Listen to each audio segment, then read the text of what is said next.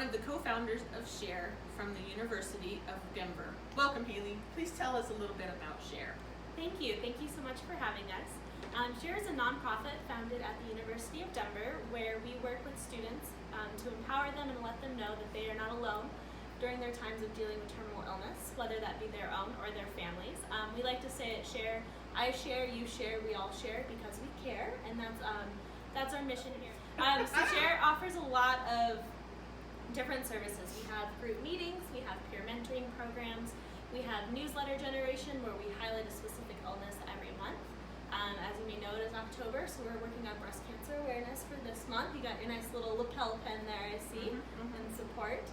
We also have a lot of volunteer opportunities. We have some social engagements where we'll go bowling as a group or go play top golf. It's just really working on building a tight-knit community here at GU. Wow, that sounds like a wonderful idea. Tell us how you came up with this. Yeah, so to share a little bit about my personal story, when I was a freshman in college, my mom was diagnosed with stage 2 breast cancer, and it became really hard to navigate the college life at the university. I was trying to figure out how to juggle family situations, school, homework, social interactions, and all of that really just comes with living on your own your freshman year. And unfortunately, it was really difficult. The school has wonderful resources like the Health and Counseling Center, our HCC. We have a Pioneer Cares reporting system where students can report other students to receive help or support that they would need.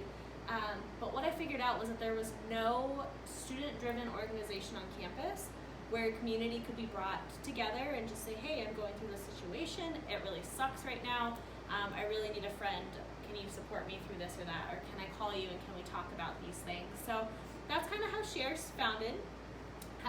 We determined that there is a lot of students on the University of Denver campus that kind of fall into that category. The other co-founder of SHAYR, her father had cancer himself too, and she found it pretty difficult to kind of walk that college life balance. And so that kind of led to how we discovered our target market. You mentioned that this organization is operating at DU. How is it going?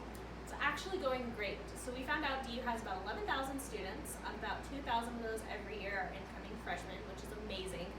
So our target market is quite large. With that, we serve students that are dealing with terminal illness themselves, dealing with their family members who have terminal illness, or even those who are there to support their friends. Sophie loves to come to our meetings, and I think she's going to come say hi to you over there. But she's our therapy dog, and so she loves to meet with all of the students, mingle around with them, and hang out. So we've determined that this has a great impact on our family and our community. So even though we are working with 11,000 students here at DU and have that potential, our services expand way beyond that to their family and to their friends and those that we serve. We also hope to maybe kind of expand onto other college campuses. We've looked at having an organization there on CU Boulder's campus, CSU Fort Collins, and just any other like metro schools in Denver. But before we can think about that, we've tried to conduct some research here at DU's campus to truly identify some of our strengths and some of our weaknesses. And so I actually had 24 of my friends take a survey. We kind of just blasted it out, and then I went out and interviewed 10 random people in the community and just kind of decided that these are what the things that we need to work on, and here's how we can really get our voice out there. That's amazing. And I think we have a few diagrams that explain everything. Let's take a look. Awesome, yeah. So I tried to break it down pretty easy so that we can understand it. But basically the survey that I sent out had a couple of questions on it. The first being, how familiar are you with SHAYR's mission? And we let students rank that from 1 to like never hearing about us, all the way to 5 where they could recite our mission by heart. Then we asked them if they find value in providing peer-to-peer support at the University of Denver. We've asked them how much severe illness has personally impacted their life, how many of their peers have been impacted by severe illness, whether it be their own or their family members, and we had them rank those from like 0 people to 10 or more people. Then we asked if they would like a physical or electronic shared newsletter, and which would be more appealing to them and this demographic. We also asked students what the dollar amount would be they would be willing to donate to SHAYR as part of their newsletter subscription, what type of volunteer opportunities they would like to see SHAYR offer, and then we asked if there was anything else that they would like to include in their feedback to us. So when we began to look at the results and analyze what we were seeing here, we saw that there's a lot of people who do understand SHAYR's mission, but there's also a lot of people who don't, which means we really need to get better about getting our name out there and allowing our target market to understand what SHAYR is all about. Following our second question, you can see here in this diagram that there are a lot of students who have had severe illness heavily impact their life and very little that say that it hasn't. This next question is my favorite because we got a 100% response rate saying that yes, there is value in providing peer-to-peer support here at the University of Denver. Next, in order to understand if we had the viability of actually expanding our target market, I asked students how many of their peers had been impacted by severe illness, and the results were shocking. Most of them, 31.8% or higher, said that there were at least 6 or more peers in their life that had been impacted by severe illness. These next 3 slides are pretty self-explanatory. It says that there's definitely a need or an appeal for an electronic newsletter over physical. The average amount that people are willing to spend as a newsletter subscription is about $1. And then also there's some opportunities on campus that students really would love to see in terms of mentoring groups, peer support groups, and then also just having fun social activities that we're already trying to implement.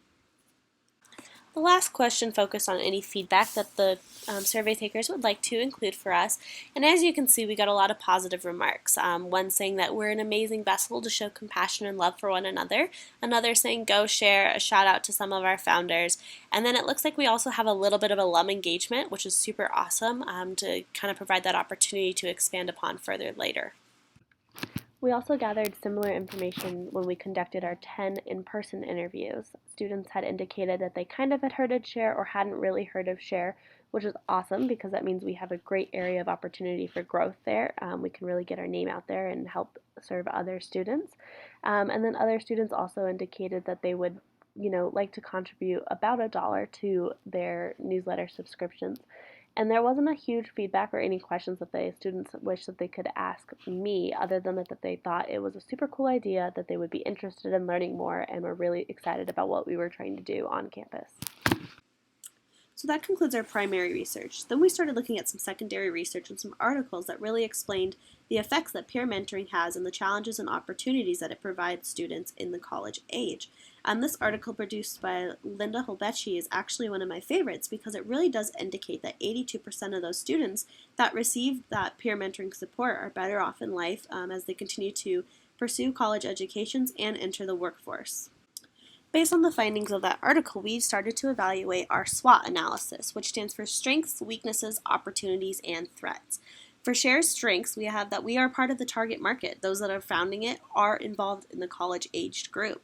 It's a completely voluntary organization, which is fantastic. We're easily accessible to those students. We have the knowledge that there is a need for this, as well as the knowledge on how to help combat that anxiety that students may be feeling because of the severe illnesses, and we have the perfect amount of meeting space. For our weaknesses, we identified that maybe our credibility and our age might kind of hinder our ability to help serve students. My partner is also 3 hours away, so it's a little bit hard to coordinate meetings. We also don't have a lot of funding available to us right now, and there is still a huge societal stigma against receiving peer mentoring support, especially in those instances of severe illnesses or mental illness. So now we have our opportunities and threats, which are those external factors that might influence our organization. For opportunities, we have those campus partnerships here at DU, the opportunity to receive university support, potentially expand into other campuses in the state of Colorado, use our groups to network, and then we also have an MSW student who's working on getting her therapy licensure. And then for threats, we have our filing status. We're not quite yet a 501c3 organization. Graduation's upcoming, which means that we're going to have a little influx in the members of our group. There are those other resources on campus which might deter students from engaging through our newsletter subscriptions or as our organization in general, as there might be a lack of demand as students are receiving that help from other people. So next we have our PESTLE model that evaluates the political, economic, social, technological, environmental, and legal factors that can affect SHAYR. For the purpose of this interview, I really want to focus on the political, social, and legal aspects. So politically, there's not a lot of nonprofit funding going on right now, but there are a lot of promoted lobbying measures that are going to help promote that nonprofit funding. There's also that social aspect where we're having students fight that mental health stigma, the stigma around seeking help, and we're really having a lot of community engagement in that college college meeting space, which is absolutely fantastic. And then last, we have that legal aspect. So legally, we are not filed as a 501c3 yet, but we do have sort of a counseling type setting with no licensed counselor. Again, we're trying to combat that with our MSW student, but that is certainly something on the legal issue that could affect us later on. So that's a little bit about SHAYR. Just remember that we are trying to provide students that opportunity and knowledge to know that they are not alone during their difficult times. And here at SHAYR, I share, you share, we all share because we care. Well, thank you so much, Haley. To find out more about SHAYR, please visit their website.